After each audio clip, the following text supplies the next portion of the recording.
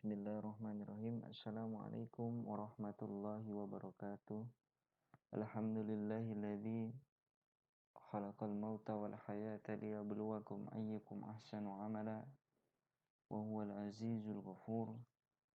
Puji syukur ke atas kehadirat Allah Subhanahu wa taala dan salawat beriring salam semoga senantiasa tercurahkan kepada junjungan kita Nabiullah Muhammad sallallahu alaihi wasallam. Baiklah teman-temanku sekalian yang saya sayangi, pada kesempatan kali ini izinkan kami dari kelompok 3 untuk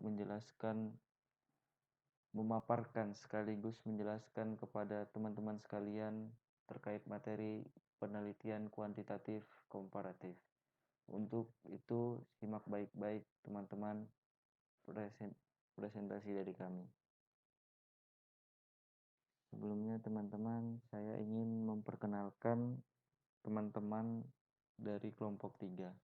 Yang pertama, Muhammad Fikri Ulin Nuhadaulay yang akan menjelaskan definisi, dilanjutkan dengan Muflih yang akan menjelaskan ciri-ciri, dilanjutkan lagi oleh Yumna yang akan menjelaskan tujuan, dan selanjutnya Ari dan Lina akan menjelaskan langkah penelitian, dilanjutkan lagi oleh Yova contoh jurnal, dan selanjutnya Alifah contoh rumusan masalah, dan yang terakhir nanti pembahasan dari Saudara Isba Muhammad Abror terkait analisis data.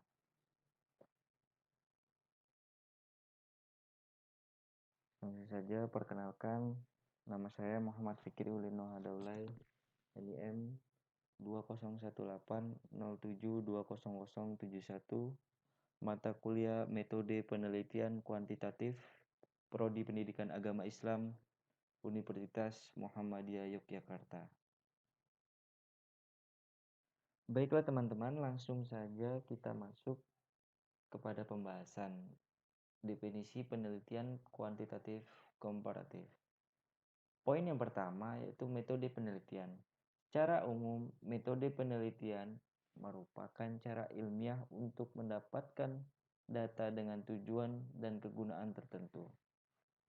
Kalau diartikan secara bahasa, metode ialah cara sesuatu orang untuk menempuh sebuah tujuan. Itulah yang dinamakan sebuah metode.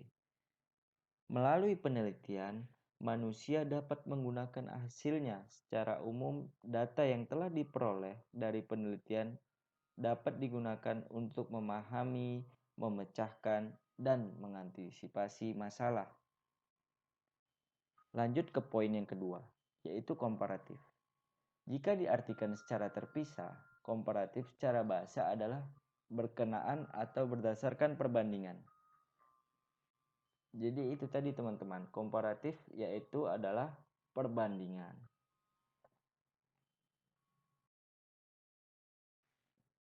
Lanjutlah kita pada poin yang ketiga yaitu penelitian kuantitatif komparatif.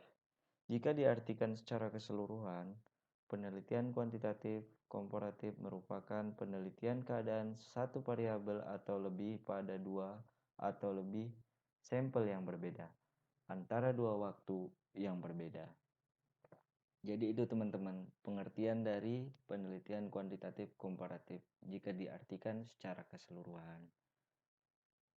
Poin yang keempat, teknik pengumpulan data. Teknik pengumpulan data merupakan langkah yang paling strategis dalam penelitian karena tujuan utama dari penelitian adalah mendapatkan data. Baiklah teman-teman, poin terakhir yang akan saya jelaskan yaitu definisi dari analisis data.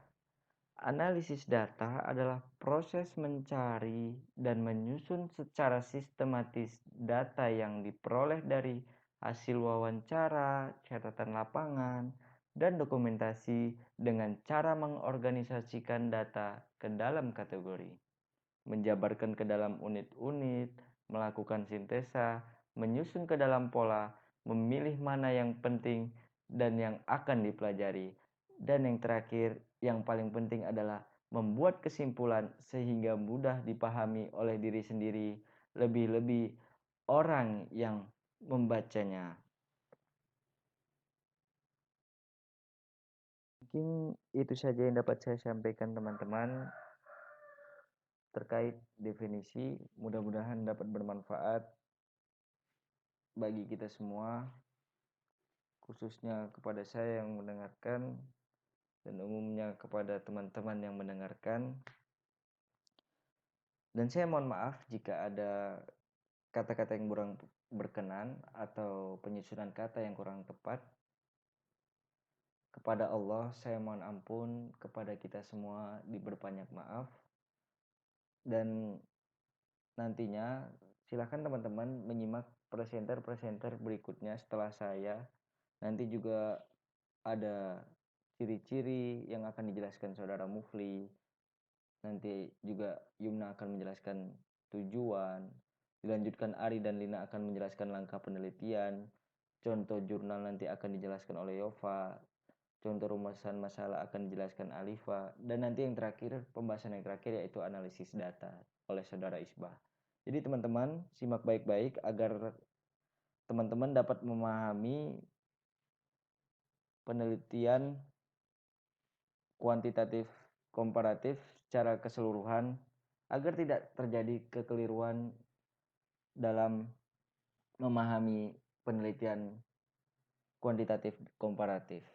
Oke, sekian teman-teman. Akhirul kalam. Assalamualaikum warahmatullahi wabarakatuh.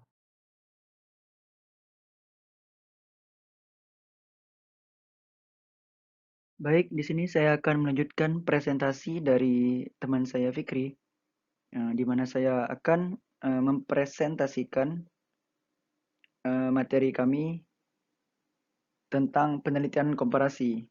Dan kebetulan saya akan menjelaskan ciri-ciri dari penelitian komparasi kuantitatif. Saya mengambil 3 ciri-ciri penelitian komparasi kuantitatif ini. Sebenarnya ciri-ciri dari penelitian komparasi ada banyak, namun saya mengambil 3 ini yang menurut saya sudah cukup untuk menggambarkan bagaimana penelitian komparasi ini. Langsung saja kita masuk ke yang pertama. Penelitian komparasi bersifat ex post facto. Apa itu bersifat ex post facto? Ex post facto berarti yaitu pengumpulan data dilakukan setelah peristiwa terjadi. Nah, jadi pengumpulan data ini dilakukan setelah peristiwa itu terjadi. Peneliti mencari beberapa akibat yang muncul dan mengujinya dengan cara menelusuri kembali masa lampau untuk menyelidiki hubungan sebab dan maknanya. Penelitian ini menggunakan pengumpulan data kuantitatif. Nah, tadi seperti yang saya sebutkan, bersifat ex post facto ini berarti kejadiannya sudah terjadi dan peneliti itu kembali mengulas kejadian yang telah terjadi tersebut untuk menyelidiki hubungan sebab dan maknanya. Itu merupakan salah satu sifat atau salah satu ciri dari penelitian komparasi kuantitatif.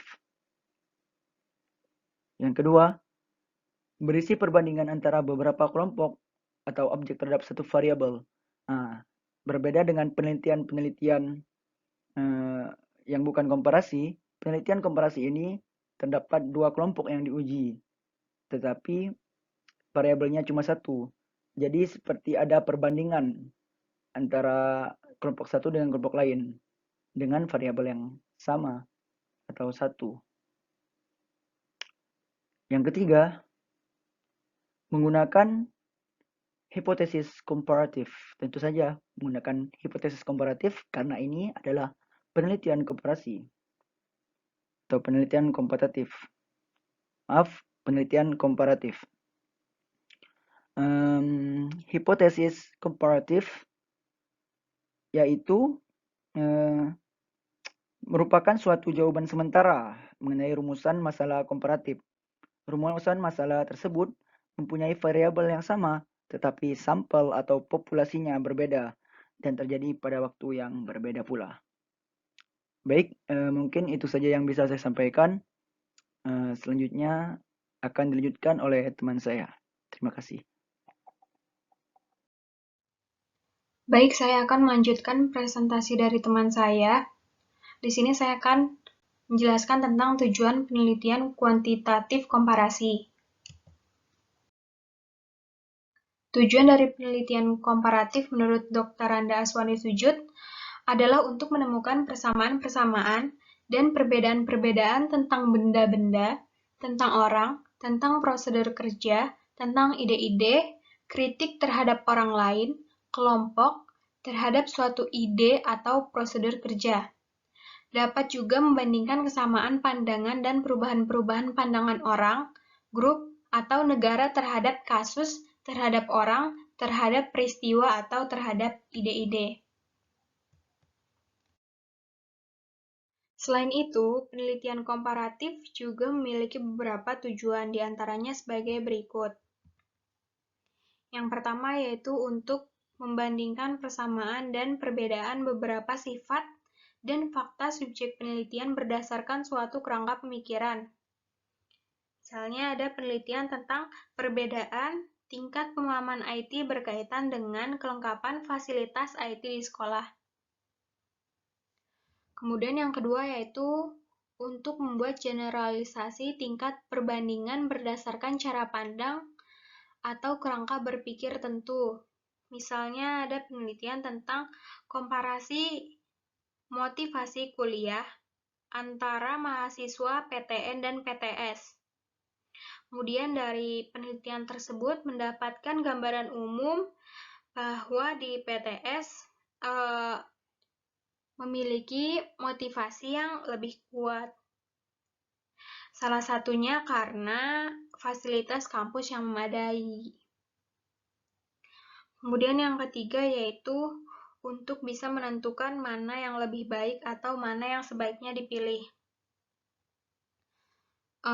Misalnya ingin meliti tentang komparasi hasil belajar siswa dengan metode kelompok dan metode individu.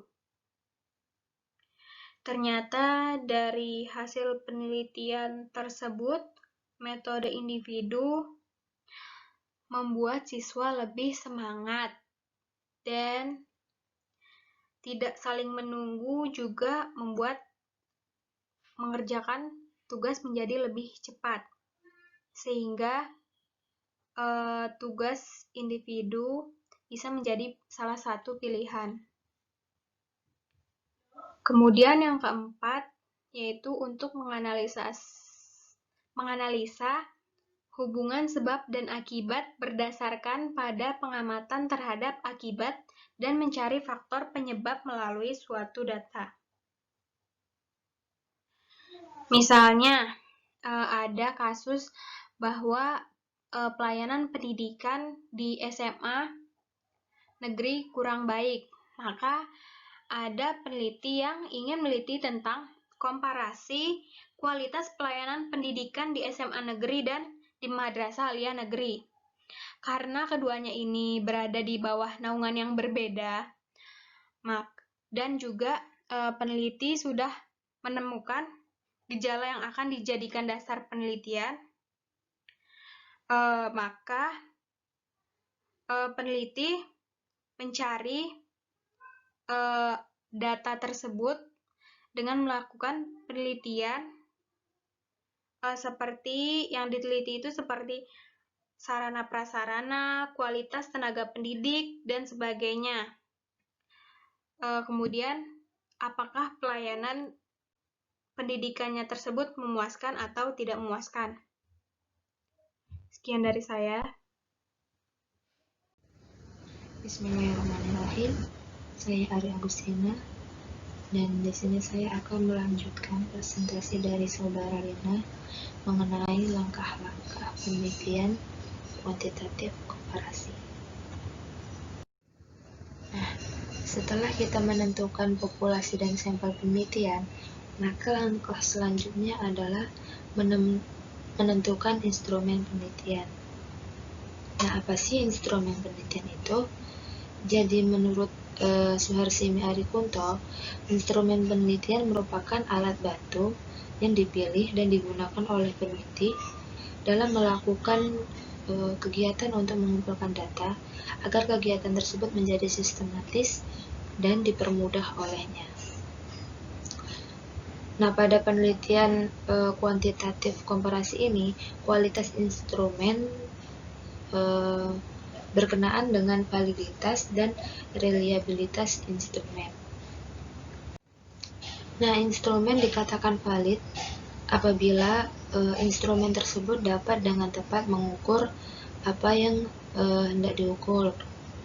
Jadi misalnya instrumen disiapkan untuk mengukur prestasi belajar peserta didik, maka instrumen harus dapat melukiskan atau menggambarkan dengan benar prestasi belajar peserta didik tersebut. Gitu. Nah, kemudian reliabilitas. Nah, suatu instrumen evaluasi dikatakan mempunyai reliabilitas yang tinggi apabila tes yang dibuat mempunyai hasil yang konsisten dalam mengukur yang hendak diukur.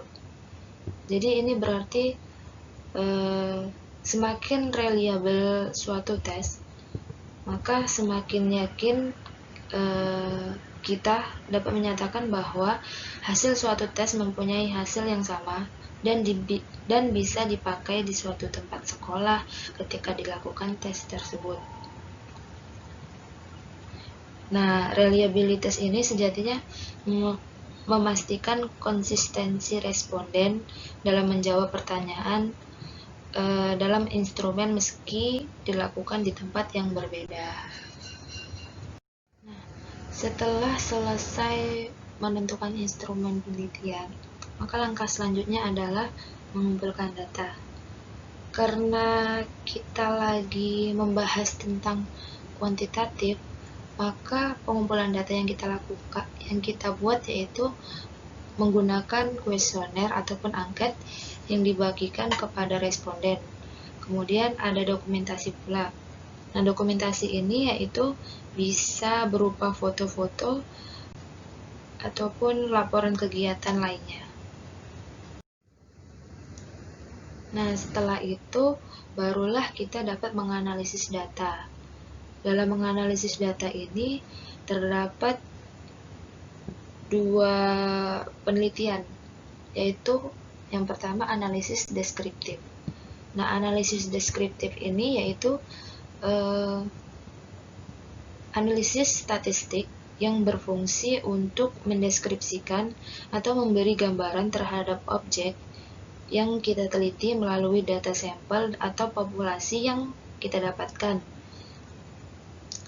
Kemudian langkahnya yaitu yang pertama menentukan rank, menentukan jumlah interval, menghitung panjang kelas, persentase, dan kemudian menghitung min.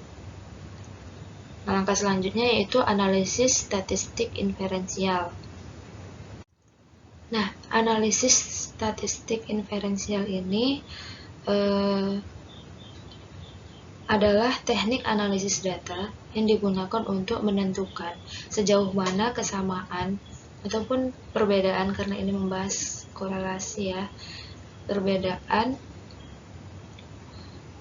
antara hasil yang diperoleh dari suatu sampel. Tuh. Nah, langkah-langkahnya yaitu yang pertama uji normalitas, uji linearitas, analisis regresi, kemudian masuk ke penyusunan laporan. Nah, mungkin hanya itu yang dapat saya sampaikan. Lebih dan kurangnya saya mohon maaf. Saya lanjutkan kepada teman saya. Bismillahirrahmanirrahim. Saya Lina Afifah Rahayu. Di sini akan melanjutkan presentasi, yaitu mengenai langkah-langkah penelitian kuantitatif komparasi.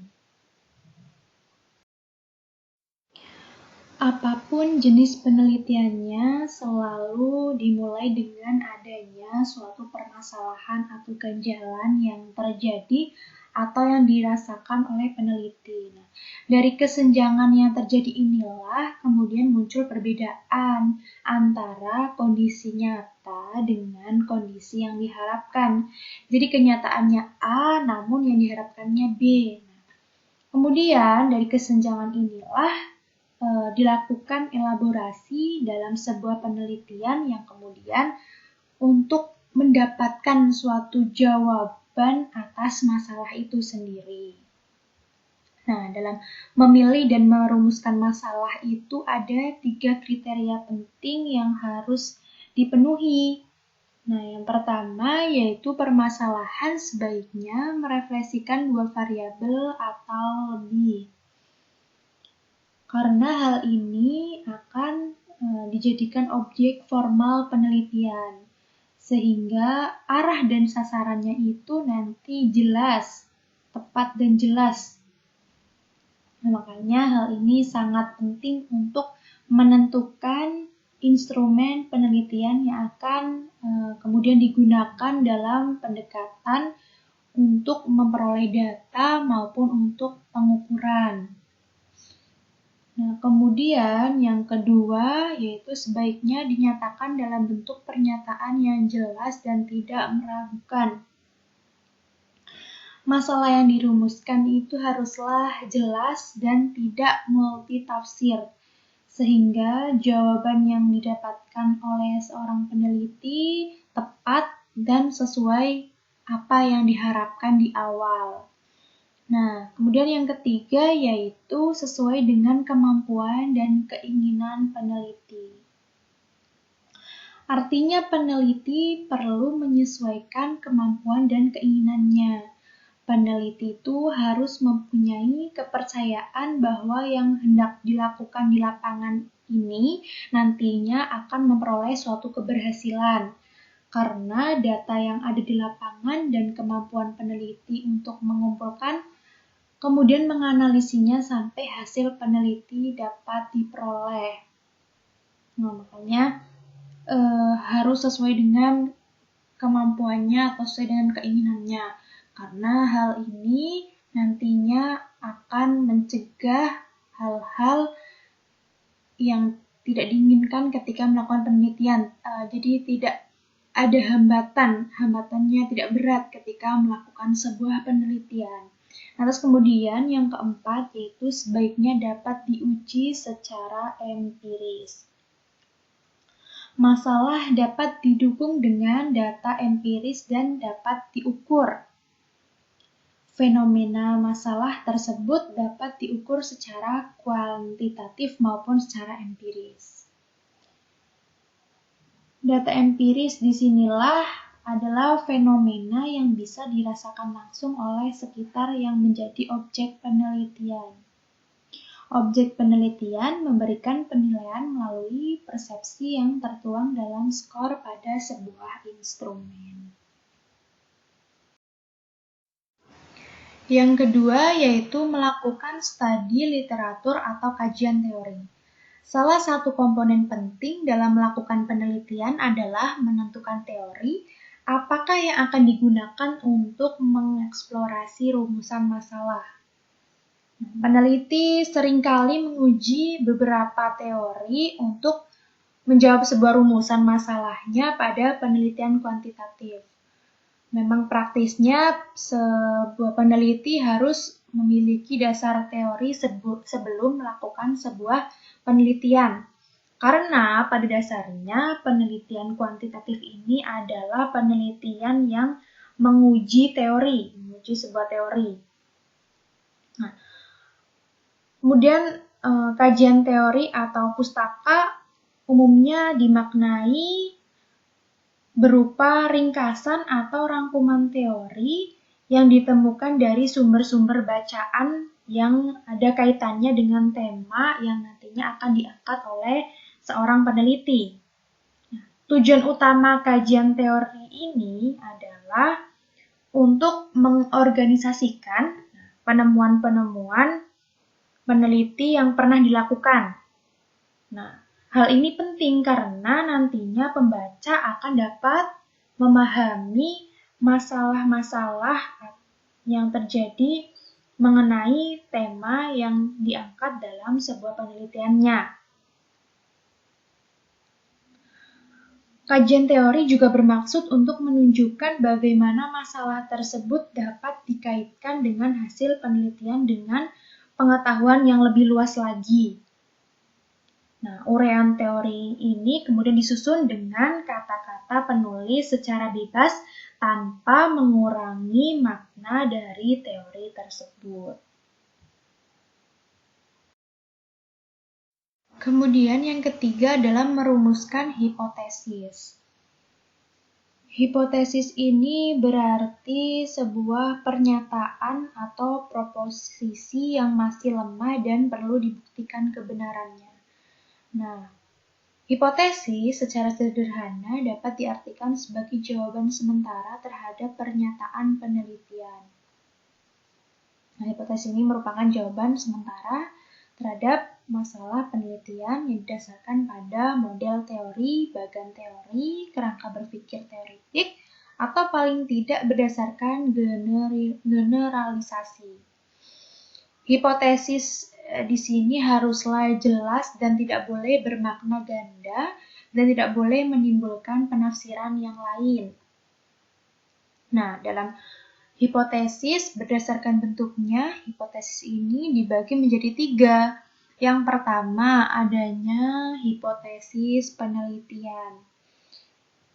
Hipotesis penelitian ini adalah hipotesis yang mengandung pernyataan mengenai hubungan atau pengaruh baik secara positif atau secara negatif antara dua variabel atau lebih sesuai dengan teori. Jenis hipotesis ini juga sering disebut sebagai hipotesis yang dilihat dari sifat variabel yang akan diuji. Peneliti menganggap benar hipotesisnya sampai ia mendapat jawaban penelitian di lapangan melalui data-data yang diperoleh. Kemudian yang kedua ada hipotesis operasional. Hipotesis operasional merupakan hipotesis yang bersifat objektif. Artinya, peneliti merumuskan hipotesis tidak semata-mata berdasarkan anggapan dasarnya, tetapi juga berdasarkan objektivitasnya. Hipotesis penelitian yang dibuat belum tentu benar setelah diuji dengan menggunakan data yang ada. Peneliti memerlukan hipotesis pembanding yang bersifat objektif dan netral atau secara teknis disebut dengan hipotesis nol. Hipotesis nol adalah hipotesis yang menyatakan ketidakbenaran dari suatu fenomena atau menyatakan tidak ada hubungan antara dua variabel atau lebih. Nah, kemudian yang ketiga yaitu hipotesis statistik. Hipotesis statistik ini adalah hipotesis yang dirumuskan dalam bentuk notasi statistik. Bisa dibayangkan ya, statistik seperti apa? Hipotesis ini dirumuskan berdasarkan pengamatan peneliti terhadap populasi dalam bentuk angka-angka atau kuantitatif. Kemudian yang keempat yaitu menentukan populasi dan sampel. Populasi dalam bahasa Inggris yaitu population yang memiliki arti jumlah penduduk. Nah, populasi dapat diartikan sebagai keseluruhan objek atau subjek yang menjadi sumber data dalam suatu penelitian dengan ciri atau sifat yang sama. Sedangkan sampel adalah bagian dari populasi yang memiliki sifat-sifat yang sama. Jadi ketika digambarkan seperti lingkaran besar dan lingkaran kecil.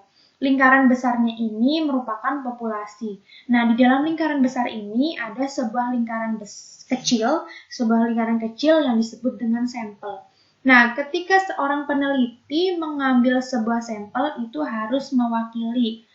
Karena apabila jika sampel tidak mewakili, maka ibarat seperti orang yang tidak melihat namun menyimpulkan karakteristik seekor gajah. Nah, satu orang memegang belalai, seorang lainnya memegang telinga, ada juga yang memegang kaki, dan ada pula yang memegang ekor. sehingga orang-orang tersebut bisa saja membuat kesimpulan yang tidak benar mengenai seekor gajah ini.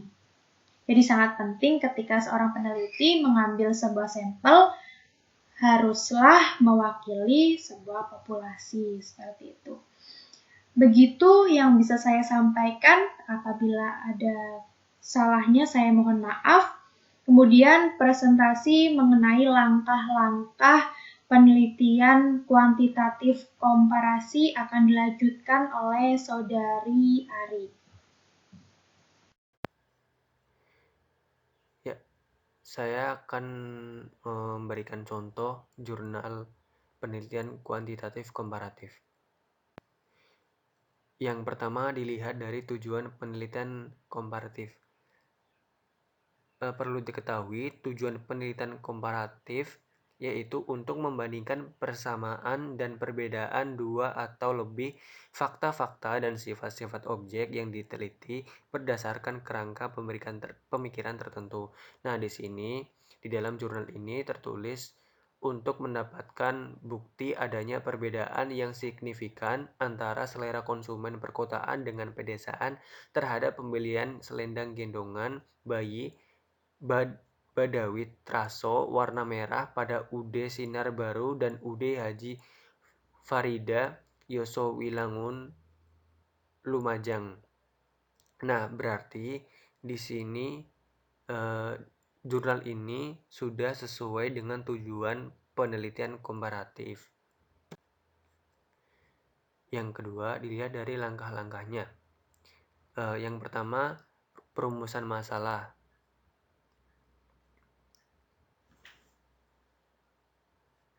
Nah, teman-teman bisa lihat sendiri di sini, ini merupakan rumusan masalah dari penelitian komparatif.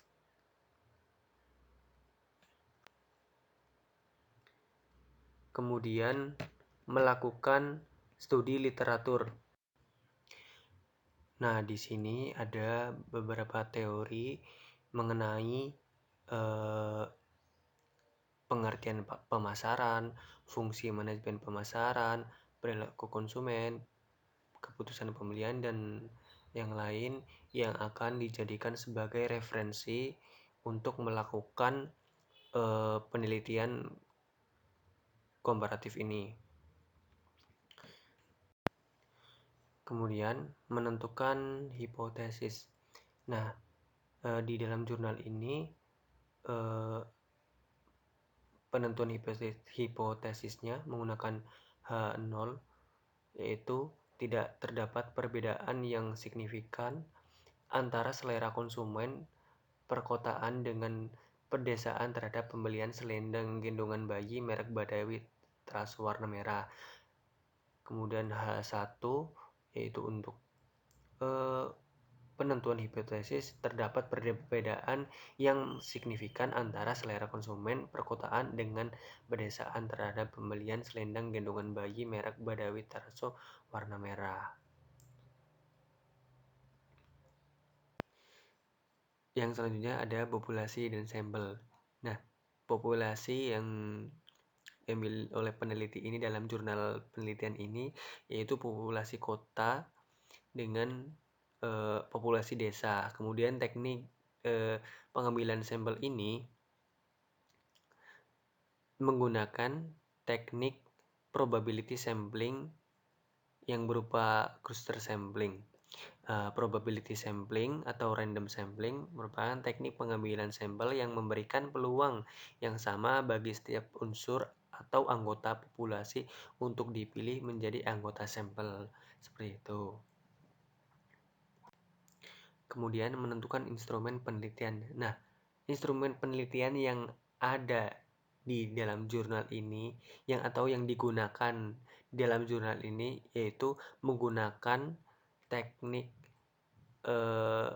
pengambilan sampel menggunakan angket, yaitu instrumen penelitian ini berupa angket atau kuesioner seperti itu. Kemudian mengumpulkan data. Teknik pengumpulan data yang digunakan oleh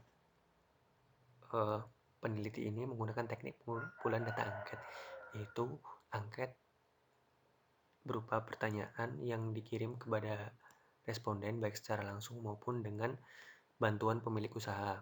Nah, dalam pengukuran data untuk variabel warna dan keputusan pembelian dilakukan dengan memberi skor pada tiap-tiap jawaban dan butir pertanyaan dari angket. Nah, pemberian skor dalam penelitian ini berdasarkan skala Goodman. Adapun bentuk skala Goodman menurut Sugiono adalah 1 setuju dan 2 tidak setuju.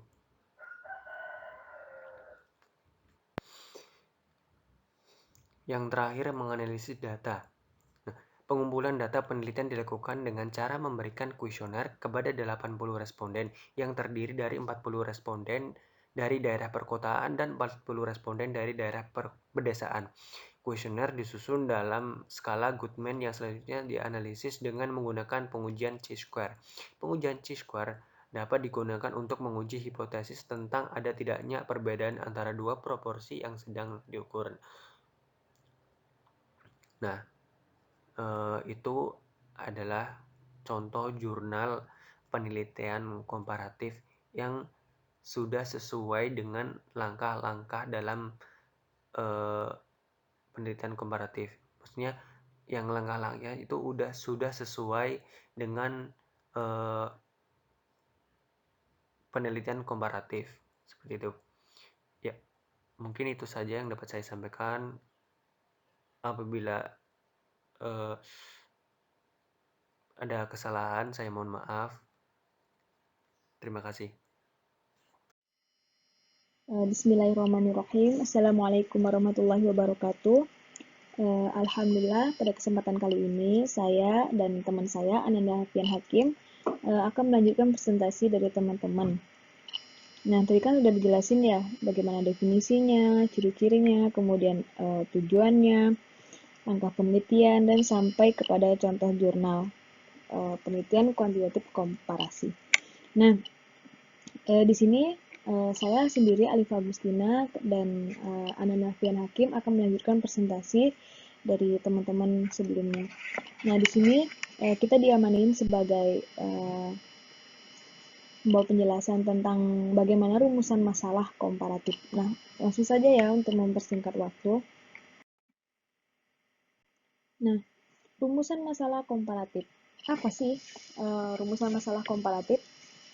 Rumusan masalah penelitian yang membandingkan keberadaan satu variabel atau lebih pada dua atau lebih sampel yang berbeda atau pada waktu yang berbeda pula.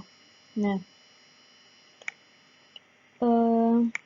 sudah dijelasin ya sama Ibu Ratna juga ya terkait dengan apa sih itu variabel. Nah, mungkin teman-teman bisa buka-buka bukunya lagi ya. Di sini variabel diartikan sebagai objek yang akan diteliti. Nah, atau apa yang menjadi fokus dalam suatu penelitian. Kemudian adanya terlebih dari ada variabel, kemudian ada sampel. Nah, sampel ini merupakan bagian dari populasi. Nah, dia dipandang sebagai suatu pendugaan terhadap populasi. Sampel ini biasanya dianggap sebagai perwakilan dari berbagai populasi. Kan populasi itu banyak ya, yang mana hasilnya nanti mewakili keseluruhan gejala yang diamati. Nah, itu yang dimaksud dengan sampel. Nah, jadi dalam komparatif ini, peneliti harus membandingkan keberadaan satu variabel atau lebih pada dua atau lebih sampel yang berbeda dan pada waktu yang berbeda, seperti itu. Nah, bagaimana sih contoh rumusan masalah dari rumusan masalah komparatif ini? Oke, kita lanjut. Contoh rumusan masalah dari metode penelitian kuantitatif komparatif. Nah, yang pertama itu ada, apakah perbedaan prestasi belajar antara murid sekolah negeri dan swasta? Nah, ini kan contoh dari satu variabel, kemudian dua sampel. Nah, variabelnya yang mana? Variabelnya terletak pada kata prestasi belajar. Kemudian sampelnya itu terletak pada sekolah negeri dan swasta, seperti itu. Nah, contoh yang kedua nih teman-teman. Adakah perbedaan disiplin kerja antara sekolah di kota dan di desa? Nah, ini kan contoh dari satu variabel dan dua sampel juga kan. Nah, variabelnya yang mana? Variabelnya disiplin kerja. Kemudian sampelnya itu terletak di sekolah di kota dan di desa. Nah, contoh yang ketiga. Adakah perbedaan motivasi belajar dan hasil belajar antara murid yang berasal dari keluarga guru, pegawai swasta, dan pedagang? Nah, ini kan contoh dari bagaimana dua variabel kemudian dengan 3 sampel. Nah, variabelnya yang mana? Variabelnya motivasi belajar dan hasil belajar. Nah, itu kan dua variabel tuh. Nah, kemudian 3 sampel. 3 sampelnya terletak pada kata murid yang berasal dari keluarga guru, pegawai swasta, dan pedagang. Nah, ini kan kesemuanya itu adalah contoh rumusan masalah dari komparatif, yang mana itu tidak bisa hanya satu, tetapi dua atau lebih sampel gitu. Karena ini kan perbandingan, membandingkan. Intinya tidak bisa satu kan ya kalau kita membandingkan. Ya, mungkin sekiranya itu presentasi selanjutnya akan dilanjutkan oleh teman saya. Kepada Ananda Hafian Hakim, saya persilakan. Terima kasih. Wassalamualaikum warahmatullahi wabarakatuh. Oke, bismillahirrahmanirrahim. Assalamualaikum warahmatullahi wabarakatuh. Baik, di sini saya Hizba Muhammad Abror ingin melanjutkan pembahasan kita tentang penelitian kuantitatif komparatif. Oke, sebelumnya untuk teman-teman biar kita bisa memudahkan pemahaman, yang perlu diingat adalah kuantitatif bukanlah metode tapi dia sifat dari data. Maka penelitian itu dengan pendekatan kuantitatif. Nah, yang akan dicari adalah data komparasinya, maka perbandingannya. Oleh karena itu, langkah-langkahnya bukan langkah, mungkin ini overview untuk keseluruhan. Pertama, kita identifikasi masalah dan tujuan penelitian. Setelah itu merumuskan rumusan-rumusan masalah yang sudah dijelaskan sebelum-sebelumnya. Setelah itu pembuatan proposal penelitian guna bentuk legal formal dari adanya penelitian kita. Selanjutnya itu dapat memudahkan kita dalam budgeting, tenaga, dan waktu. Setelah itu pengumpulan data dan dilanjutkan dengan analisis data. Setelah analisis dan hasil penelitian pun jadi. Oke, mungkin kita lanjutkan. Nah, di sini saya akan membahas seputar teknik pengumpulan data dan analisis datanya. Nah, pengumpulan data sebagaimana yang dari sumber yang kita dapatkan, yaitu deskripsi, kami menyimpulkan bahwa dalam pengumpulan data metode komparatif ini, penelitian yang kuantitatif komparatif ini, pertama kita perlu untuk menentukan teknik pengumpulan data, semisal kuesioner atau angket atau yang lain dan lain sebagainya yang merupakan teknik pengumpulan data dari penelitian melalui pendekatan kuantitatif. Nah, selanjutnya setelah kita memutuskan apa yang kita pakai, kuesioner ataupun angket, setelah itu kita membuat instrumen penelitian seperti indikator, pertanyaan-pertanyaan, dan lain sebagainya yang berlandaskan landasan teori yang kita buat di sebelumnya.